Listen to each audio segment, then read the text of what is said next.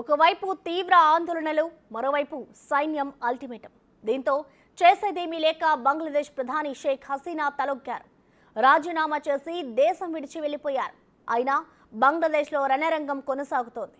బంగ్లాదేశ్ అంతటా కర్ఫ్యూ విధించారు. రిజర్వేషన్ల వ్యతిరేక హింసతో బంగ్లాదేశ్ అట్టుడికింది. గత 2 రోజుల్లో 300 మంది మృతి చెందారు. అయినా నిరసనకారులు ఎక్కడా తగ్గలేదు. ప్రధాని హసీనా రాజీనామా చేయాలంటూ బంగ్లా అంతటా ఆందోళనలు ఉధృతం చేశారు. దీంతో ఎట్టకేలకు హసీనా రాజీనామా చేశారు.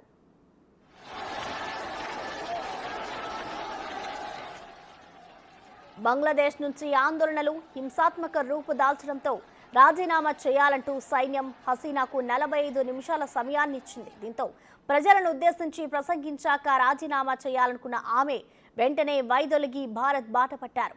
గజియాబాద్లోని హిండన్ విమానాశ్రయానికి C-130J సైనిక విమానంలో చేరుకున్న ఆమె లండన్కు వెళ్లేందుకు సిద్ధమయ్యారని సమాచారం. హసీనా వెంట ఆమె సోదరి షేక్ రెహానా కూడా ఉన్నారు. ఢిల్లీలో ఉన్న తన కుమార్తె సైమా వాజెద్ను హసీనా కలుసుకునే అవకాశం ఉంది.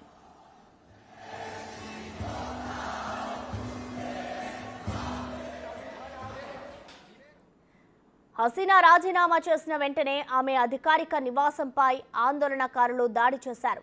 గణభవన్లోని సామాగ్రినంతా ఎత్తుకెళ్లారు. కొంతమంది కుర్చీలను, సోఫాలను ఎత్తుకెళ్లారు. పార్టీ కార్యాలయానికి ఆందోళనకారులు నిప్పు పెట్టారు.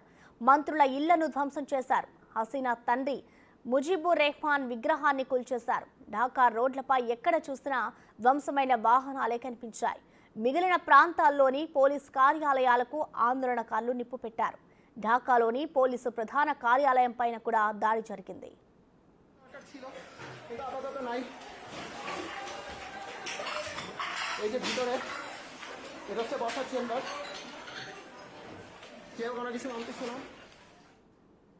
ఫైనల్ గా పరిపాలనా సైన్యం చేతుల్లోకి వెళ్లింది. సైనికాధిపతి జనరల్ వకర్-ఉజ్ జమాన్ నేతృత్వంలో తాత్కాలిక ప్రభుత్వం ఏర్పాటైంది. స్థానిక రాజకీయ పార్టీలతో చర్చలు జరిపిన తర్వాత ప్రభుత్వ బాధ్యతలను చేపట్టినట్లు జమాన్ ప్రకటించారు. ఇక్కడ మరో ట్విస్ట్ ఏంటంటే అఖిలపక్ష సమావేశానికి హసీనాకు చెందిన అవామీ లీగ్ పార్టీ ప్రతినిధులెవరూ హాజరు కాలేదు.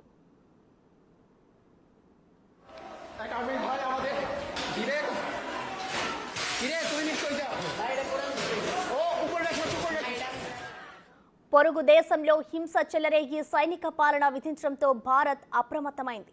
ఆ దేశ సరిహద్దుల్లో బీఎస్ఎఫ్ కట్టుదిట్టమైన చర్యలు చేపట్టింది. క్షేత్రస్థాయి కమాండర్లు పరిస్థితిని సమీక్షిస్తున్నారు. భారత్ నుంచి బంగ్లాదేశ్కు తిరిగే రైళ్లను నిరవధికంగా రద్దు చేసినట్లు రైల్వే శాఖ ప్రకటించింది. ఢిల్లీలోని బంగ్లాదేశ్ రాయబార కార్యాలయం వద్ద భద్రతను ఢిల్లీ పోలీసులు కట్టుదిట్టం చేశారు.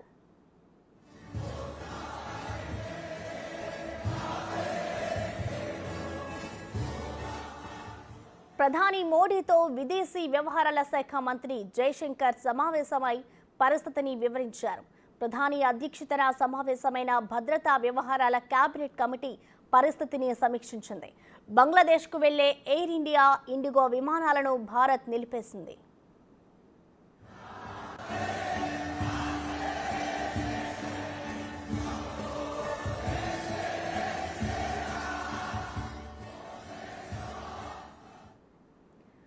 దీనిపై మరింత సమాచారాన్ని మా ప్రతినిధి ఢిల్లీ నుంచి శివ లైవ్ అందిస్తారు. శివ, చెప్పండి, బంగ్లాదేశ్లో రిజర్వేషన్ల అంశం వ్యతిరేకతతో బంగ్లాదేశ్లో అంతా కూడా రావణ కాష్టంలా తయారైంది. దీనికి సంబంధించి హసీనా కూడా తన పదవికి రాజీనామా చేశారు. ప్రజెంట్ అక్కడ సిచ్యువేషన్ ఎలా ఉంది శివ? రైట్ ప్రసన్న, బంగ్లాదేశ్లో ప్రస్తుత పరిస్థితులు అయితే అట్టుడుకుతుందని ప్రధానంగా ఇప్పుడు ప్రధానం చెప్పుకోవాలి. అయితే గతంలో ఏదైతే రిజర్వేషన్ల అంశం ఏదైతే ఉందో అది ఇప్పుడు తెర మీదకి వచ్చింది. దానికి సంబంధించి రోడ్లపైకి వచ్చి అసలు రిజర్వేషన్ల అంశాన్ని రద్దు చేయాలనేది కొంతమంది విద్యార్థి సంఘాల నేతలందరూ కూడా రోడ్లపైకి వచ్చి నిరసన తెలియజేస్తున్నారు. అంటే ఇటు బంగ్లాదేశ్కు 1971లో స్వాతంత్రం వచ్చింది. 1972లో షేక్ హసీనా తండ్రి అప్పటి ప్రధానమంత్రి షేక్ ముజిబుర్ హసన్ స్వాతంత్ర సమరయోధులు ఎవరైతే స్వాతంత్ర పోరాటంలో మృతి చెందిన కుటుంబాలకు సంబంధించిన ఎవరైతే వారసులు ఉంటారో వారికి రిజర్వేషన్లు కల్పిస్తూ 30% రిజర్వేషన్లు కల్పిస్తూ గత ప్రభుత్వం గతంలో స్వాతంత్రం వచ్చిన సందర్భంలో 1972లో ఒక చట్టం తీసుకొచ్చారు. 30% రిజర్వేషన్లు ఉద్యోగాల వారికి కల్పించాలంటూ కూడా తెలియజేసిన నేపథ్యంలో దానికి సంబంధించి నిరసనలు అప్పటి నుంచి వెల్లువెత్తుతున్నాయి. 2018లో హైకోర్టుకు వెళ్ళారు. నిరుద్యోగ యువత ఎవరైతే ఉన్నారో ఆ నిరుద్యోగ యువత అంతా కూడా హైకోర్టును ఆశ్రయించారు. హైకోర్టును ఆశ్రయించిన నేపథ్యంలో గతంలో ఉన్న రిజర్వేషన్లను కొట్టిపారేసింది హైకోర్టు కొట్టిపారేసిన నేపథ్యంలో మళ్ళా ఆందోళనకారులు రోడ్లపైకి వచ్చి నిరసన తెలియజేస్తూ ఉన్నారు. మరోవైపు అంటే వారి కుటుంబ సభ్యులు మూడవ తరానికి ఎందుకు రిజర్వేషన్లు ఇస్తున్నారు అనేది ప్రధానంగా ఇప్పుడున్న నిరుద్యోగ యువత రోడ్లపైకి వచ్చి నిరసన తెలియజేస్తున్నారు. అంటే వారి కుటుంబ సభ్యులు ఉన్న ఎవరైతే స్వాతంత్ర పోరాటంలో మరణించారు వారి కుటుంబాలు వారి కుమారుడికి మాత్రమే ఇవ్వాలి, కానీ మనవరాళ్ళు అంటే మూడవ తరానికి ఎందుకు రిజర్వేషన్లు ఇస్తున్నారంటూ కూడా వారు రోడ్లపైకి వచ్చి నిరసన తెలియజేయడంతో 2018లో షేక్ హసీనా అప్పటి ప్రభుత్వంలో షేక్ హసీనా ప్రధానిగా ఉన్నారు. ఇప్పుడు కూడా బంగ్లాదేశ్ ప్రధానిగా షేక్ హసీనా ఉన్నారు. రద్దు చేసిన నేపథ్యంలో ఆందోళనకారులు రోడ్లపైకి వచ్చి నిరసన తెలియజేశారు.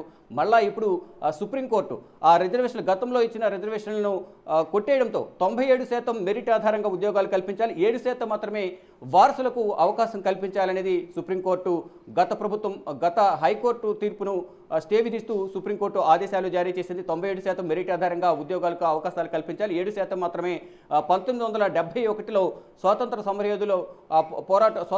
సమరయోధుల కుటుంబాలకు సంబంధించిన వారికి మాత్రమే 7% రిజర్వేషన్ కల్పించాలని ప్రధానంగా బంగ్లాదేశ్ సుప్రీంకోర్టు కూడా ఆదేశాలు జారీ చేసింది. అయితే ఈ ఆదేశాలను కూడా నిరుద్యోగ యువత నిరసనకారులు మొత్తం అసలు రిజర్వేషన్లను ఎత్తేసి ఓన్లీ మెరిట్ ఆధారంగా మాత్రం ఉద్యోగ అవకాశాలు కల్పించాలని వారు డిమాండ్ చేస్తున్నారు. ఇది మరింత తీవ్ర రూపం దాల్చడంతోనే నిరసనకారులు రోడ్లపైకి వచ్చి నిరసన తెలియజేశారు.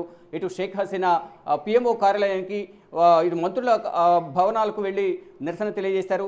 ఇటు పిఎంఓ కార్యాలయం లోపలికి వెళ్ళి మొత్తం వస్తువులన్నీ ధ్వంసం చేశారు. అక్కడ ఉన్న ఫైల్స్ అన్ని తీసుకుని వెళ్ళిపోయారు. కొంతమంది అక్కడ విలువైన వస్తువులను కూడా దొంగిలించి తీసుకువెళ్ళిన పరిస్థితి కనిపిస్తుంది. అయితే ఈ పరిస్థితులన్నిటి మధ్య షేక్ హసీనాను రాజీనామా చేయాలని ప్రధానంగా ఆందోళనకారులు విమర్శిస్తున్నారు. ప్రధానంగా ఒక డిమాండ్ అయితే ఉంచారు, షేక్ హసీనా రాజీనామా చేయాలి, మరోవైపు రిజర్వేషన్ అంశాన్ని ఎత్తేసి మెరిట్ ఆధారంగా మాత్రమే ఉద్యోగ అవకాశాలు కల్పించాలని ప్రధానంగా వారంతా డిమాండ్ చేస్తున్నారు. కానీ షేక్ హసీనా ఈ సందర్భంలో బంగ్లాదేశ్లో ఉండడం మంచిది కాదని భావించిన ఆర్మీ షేక్ హసీనాను రాజీనామా చేయించి ఢాకా నుంచి బంగ్లాదేశ్ నుంచి బయట దేశానికి సురక్షిత ప్రాంతానికి తరలించాలని యోచించారు. దానిలో భాగంగానే నిన్న C-130 విమానంలో ఢాకా నుంచి భారత్కు అంటే గజియాబాద్ తరలించారు. ఇక్కడ నుంచి గాజియాబాద్ నుంచి షేక్ హసీనాను లండన్కు తీసుకువెళ్లేందుకు ప్రయత్నాలు చేస్తున్నారు. అయితే మొత్తంగా ఈ గొడవకు ప్రధాన కారణం రిజర్వేషన్ల అంశం. ఏదైతే 1971లో స్వాతంత్ర పోరాటంకు సంబంధించి గతంలో ఎవరైతే మృతి చెందారో అంటే 71లో స్వాతంత్రం వచ్చింది, 72లో చట్టం తీసుకొచ్చారు. ఇప్పుడు ఆ రిజర్వేషన్ల అంశమే ఇప్పుడు తెర మీదకి వచ్చి విధ్వంసానికి కారణమైంది. ఇప్పటి వరకు అందిన అధికారిక సమాచారం ప్రకారం ఈ అల్లర్లలో 300 మంది మృతి చెందినట్లుగా కూడా తెలుస్తోంది. ఇప్పుడు సైన్యం ఆ పాలన వ్యవహారాలను కూడా సైన్యం వారి పరిధిలోకి తీసుకుంది. ఒక అఖిలపక్ష సమావేశాన్ని ఏర్పాటు చేసి ఇతర పార్టీలతో చర్చలు జరిపిన తర్వాత ఈ నిర్ణయం తీసుకున్నట్లుగా ఆర్మీ చీఫ్ కూడా వెల్లడించారు. కానీ ఇప్పటికీ కూడా అక్కడ బంగ్లాదేశ్లో ఉద్రిక్త పరిస్థితులు అయితే కొనసాగుతున్నాయి.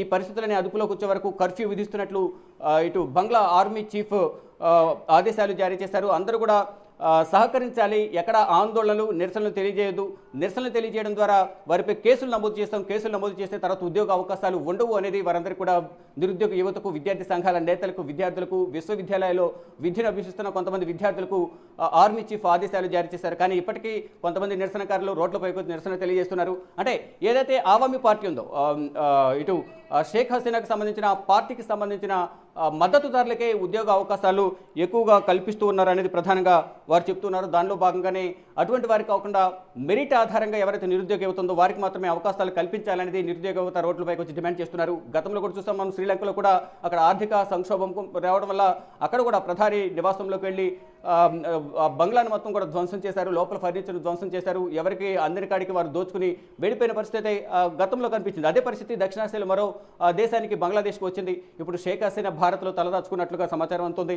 నిన్న ఇండియాకు చేరుకున్నారు, ఉత్తరప్రదేశ్లోని గజియాబాద్ చేరుకున్న తర్వాత అక్కడ నుంచి లండన్కు వెళ్లేందుకు ప్రయత్నాలు చేస్తున్నారు. మరోవైపు ఇక్కడ బంగ్లాదేశ్లో అల్లర్లు కొనసాగుతున్న నేపథ్యంలో ఇటు భారత్ బంగ్లాదేశ్ సరిహద్దుల్లో హై అలర్ట్ను ప్రకటించింది భారత ప్రభుత్వం. ఇటు బంగ్లాదేశ్ అలాగే భారత్ సరిహద్దు ప్రాంతమైన పశ్చిమ బెంగాల్లో ట్రైన్ ద్వారా రాకపోకలు ఎక్కువ కొనసాగుతుంటాయి. ఈ నేపథ్యంలోనే ఇటు పశ్చిమ బెంగాల్ నుంచి బంగ్లాదేశ్లోకి, బంగ్లాదేశ్ నుంచి పశ్చిమ బెంగాల్లోకి వచ్చే ట్రైన్ వ్యవస్థను కూడా రద్దు చేశారు. మరోవైపు ఈ ఫ్లైట్లను కూడా ఏదైతే బంగ్లాదేశ్ నుంచి ఇటు ఇండియాకు వచ్చేందుకు ఏదైతే ఫ్లైట్లు ఉంటాయో ఆ ఫ్లైట్లను కూడా రద్దు చేశారు. మొత్తం పరిస్థితి అంతా అదుపులోకి వచ్చే వరకు కూడా ఎటువంటి రాకపోకలు సాగకుండా చర్యలు తీసుకోవాలని ప్రధాని నరేంద్ర మోడీ ఆదేశాలు జారీ చేశారు. ప్రసన్న. Thank you Shiva.